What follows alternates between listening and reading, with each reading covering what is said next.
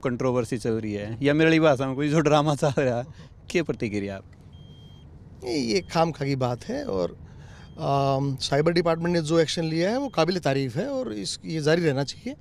मैं भूरी भूरी प्रशंसा करता हूँ हरियाणा पुलिस की। और आज डीजीपी साहब का भी एक बयान आपने सुना होगा, शायद वो मेरे इसमें है भी। 100 गाने डिलीट और लिस्ट में है उस दिखा पे। सकते हो थोड़ा, अगर आप क्लोज कर सकें इसको। तो ये न्यूज़ जो आई है और इसमें न्यूज़ का जो हेडिंग है वो ये है कि हरियाणा पुलिस की सख्ती और 100 की सूची तैयार, एक्शन में साइबर टीम। ये सारा साइबर टीम का काम है और वो करेंगे, हम उनके साथ हैं। साइबर टीम काम करे, चक्कर घूम गया सारा का सारा गजेंद्र फोगाट पे। यू के चक्कर है।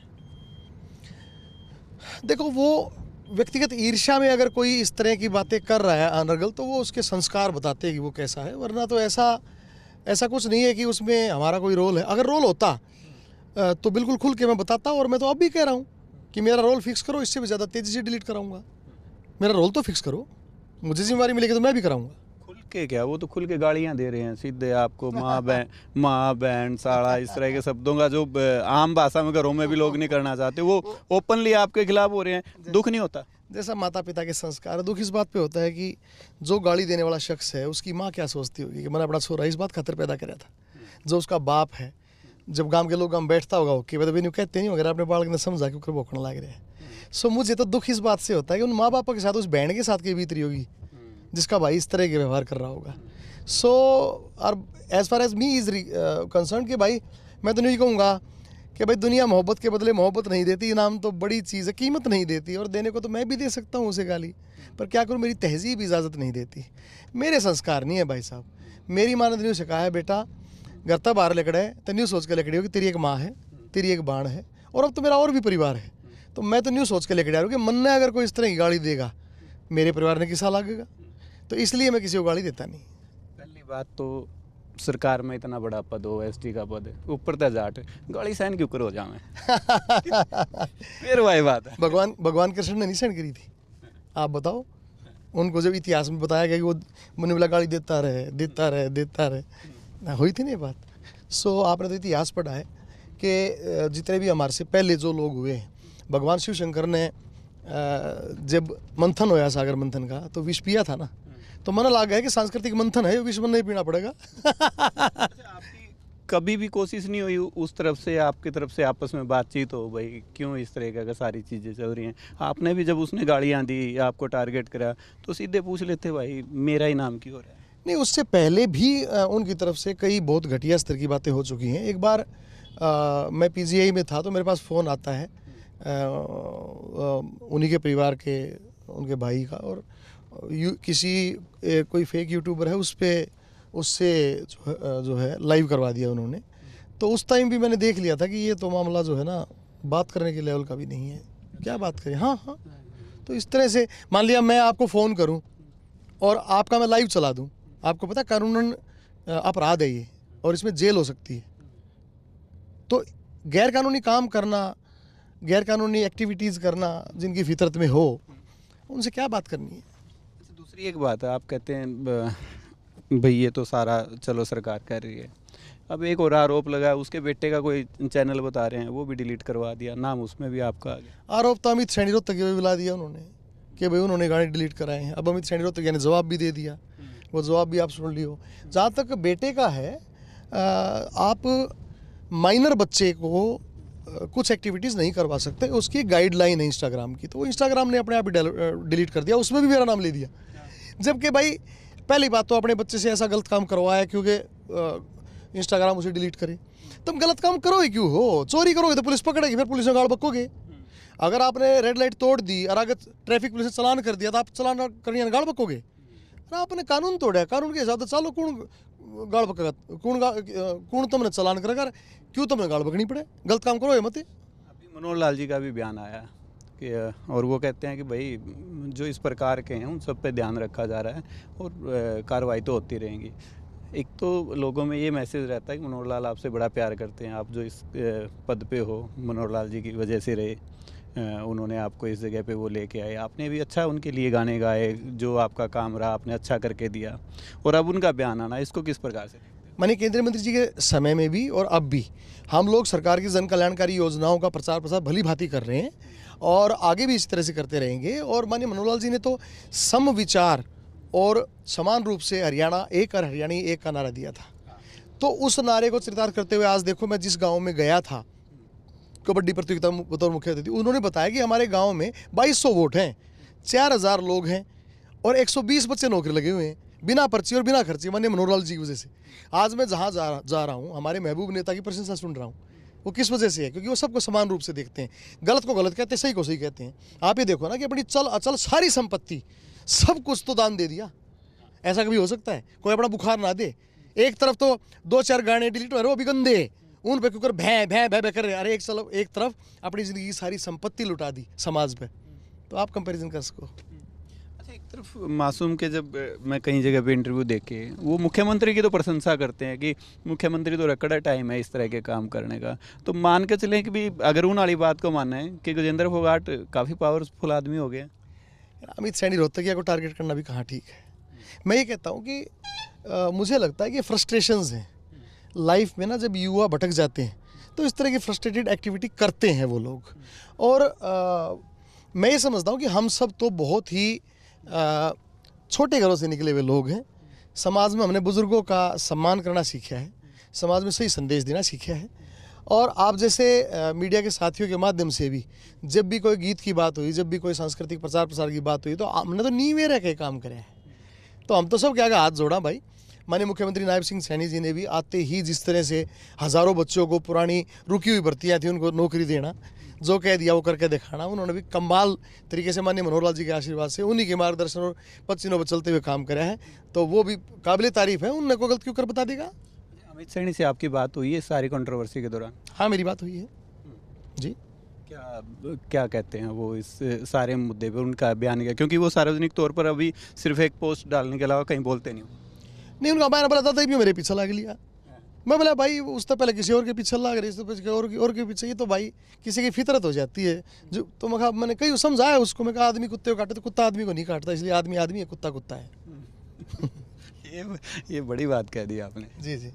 अच्छा, दूसरा एक बात बड़ी छोटी की बात है। मैं ये कहता हूँ कि ये बात अलग कि चुपचाप खड़े रहते हैं, पर जो लोग बड़े हैं वो बड़े रहते हैं। और ऐसे ऐसे लोगों से मिलता है हमारा सिजरा, जिनके लोटों में कई ताज पड़े रहते हैं। मैं अभी एक स्कूल की रौनक देख के आया हूँ। जब तक मैं ना बैठूँ बच्चे खड़े रहते हैं। और मैंने फलों को देखकर लोगों को पहचाना है साहब, जो बाहर से मीठे पर अंदर से सड़े रहते हैं। ये बात समझ गए? अभी आपने लेवल की जो बात कर रहे थे, मैंने एक आपका इंटरव्यू देख रहा था, आप उसमें भी कह रहे थे कि मित्रता तो बराबर वालों में होती है। ये सच्चाई की बात है। तो कलाकार तो बराबर का ही होता है। कलाकार छोटा बड़ा, फैन फॉलोइंग तो उस आदमी की है। सनी लियोन की भी है, उस सनी लियोन की भी है। मैं उसके बराबर हो जाऊंगा क्या? ये तो अपनी अपनी परसेप्शन की बात है। देखिए, आप किसी आतंकवादी को अपना आइडियल मानते हो या किसी सैनिक को, ये तो आपके संस्कारों पे और आपके अंदर का जीवटता कितनी मजबूत है उस पर डिपेंड करता है। आपके संस्कार कितने बढ़िया, आपके माँ बाप ने आपको क्या सिखाया है और आपके आसपास का परिवेश क्या रहा है, उससे ही एक कोरा कागज बच्चा जो है आगे जाके महान पुरुष बनता है। आपने कभी देखा कि स्वामी विवेकानंद ने बचपन में किसी आतंकवादी को प्रमोट कराया हो, या स्वामी दयानंद जो है, आजकल बड़ा मौसम खराब चल रहा है, या आपने कभी सुना है कि स्वामी दयानंद सरस्वती जी के बचपन में या जवानी में कदे उन्होंने किसी डाकू को प्रमोट कराया हो?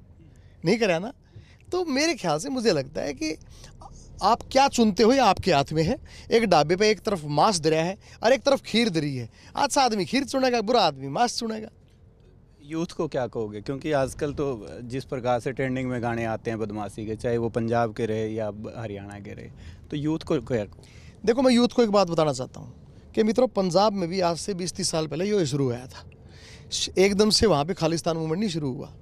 पंजाब में सबसे पहले पाकिस्तान ने नशा भेजा, उसके बाद नशे में युवकों को डाला, फिर उसके बाद वहाँ पे गन भेजी, फिर गन कल्चर भेजा, फिर उनको ये बताया कि गन कल्चर बुरा नहीं है और गन भी बुरी नहीं है, बंदूक उठाना बुरा नहीं है, ये अपनी संस्कृति का हिस्सा है।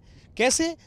लोगों को पैसे दे दे के गाने बनवाए, और जब वो गन कल्चर बढ़िया प्रमोट हो गया तो आपस में देखो कितना आतंकवाद फैला, लोगों को कनाडा भागना पड़ा। आधे पंजाब के सिंगर इस टाइम दुबई रहते हैं, कोई इंग्लैंड रहता है, कोई कनाडा रहता है।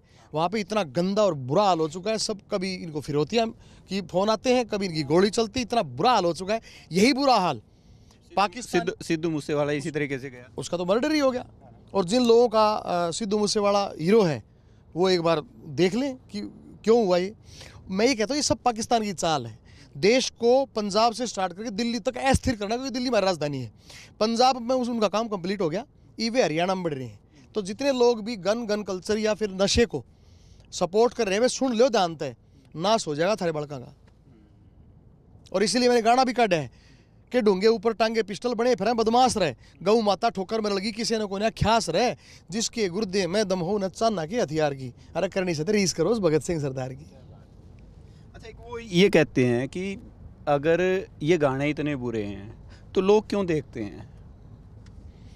भाई साहब मैं और आप जान लाग रहे हैं, आप सारा देखने लाग रहे हैं, आड़े गोबर भी पड़ा है और फूल भी खिल रहे हैं, आप समझ रहे हो। तो दिक्कत गोबर भी गा फूल भी गा, इसका मतलब ना कि लोग चावते देखे हैं, दुखी होकर देखे हैं बेचारे, उन दोनों देखने और सह को ना कि मैं आप पिछड़ में गाने गंदे काट दोगे, 5 गाने बढ़िया काट दोगे, स्क्रोलिंग में आवत है। और जो दिग्भ्रमित युवा है जिनको ये बता दिया गया है कि बदमाशी गाने गाना या गन कल्चर जो है ना वो अच्छी चीज़ है, क्योंकि देखो संगीत की चाशनी में लपेट का गंदगी फैल रखी है, तो वे जो चूस से उन्हें बेरा थन्ना है, चूस से पास जब बेरा पाटा है वो अंदर गोबर था तो वे थूके भी हैं, ऐसा नहीं है। इन गानों के विरोध में सारा समाज उतरा हुआ है, आप खुद देख लो।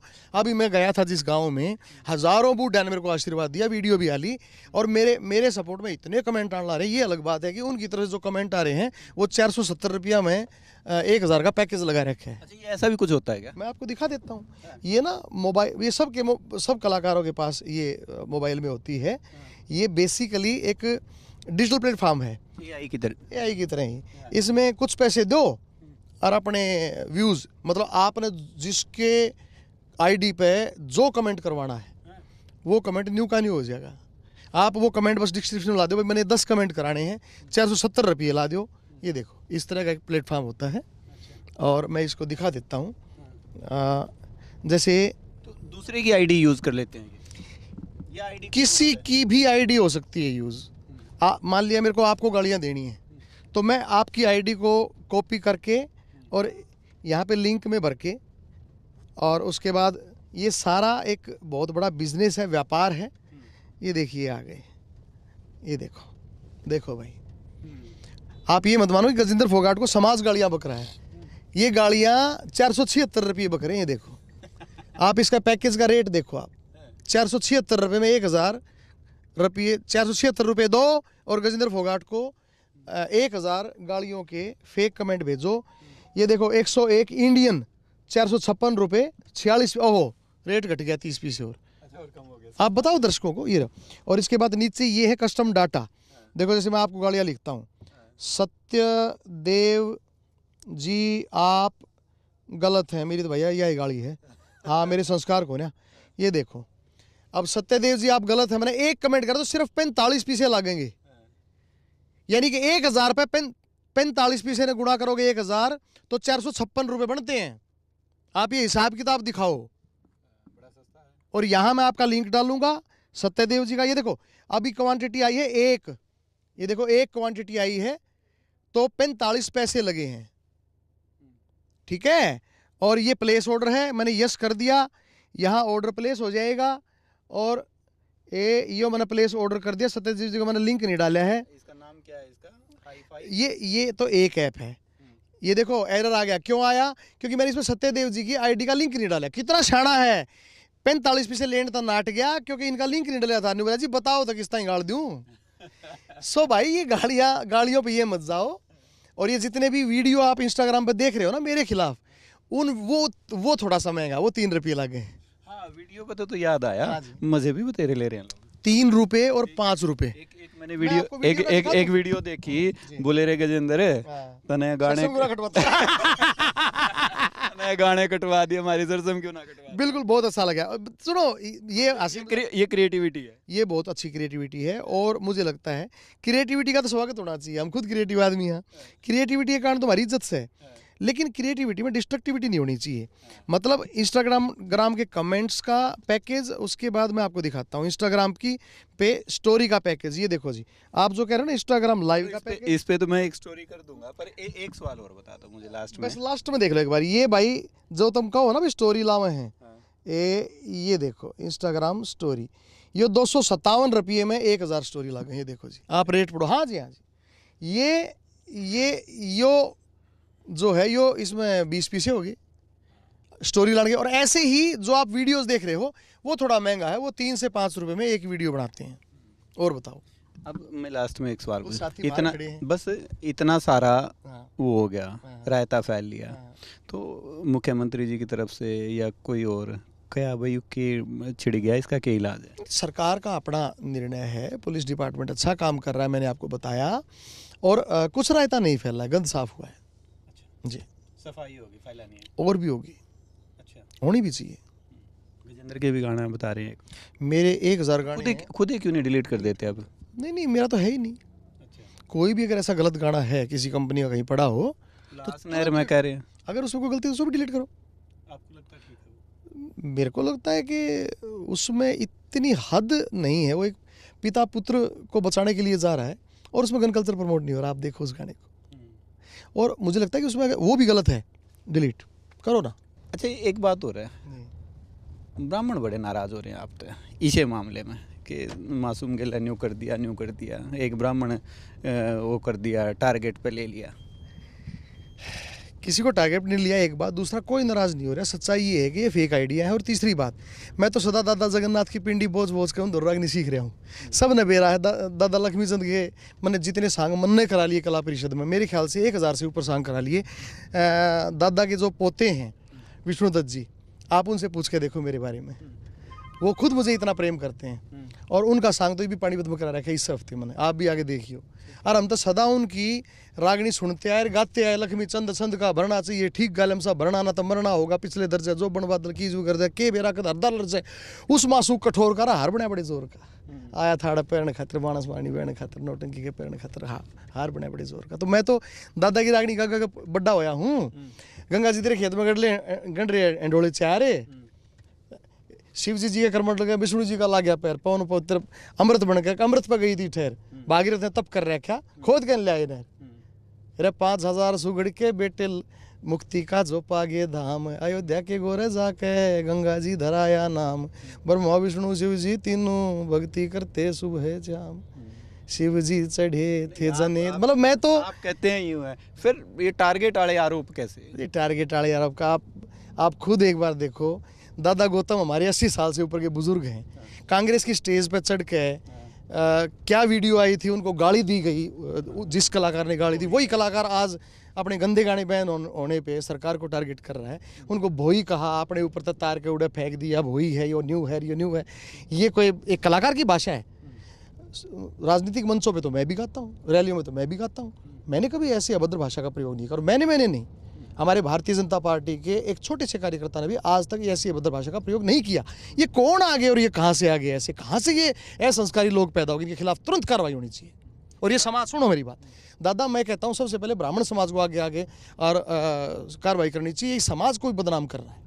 बिल्कुल भाई, गजेंद्र फोगाट मेरे साथ थे और साफ तौर पर कहते हैं भाई जिसके जो संस्कार है वो वैसी ही बात कहेगा। खैर, इनकी बातों से आप क्या सहमत हैं, कितने सहमत हैं और क्या कहेंगे, आप कमेंट करके बता सकते हैं। कैमरे अंकुश के साथ सत्यदेव शर्मा। सत्य खबर, सत्य सटीक बेबाक।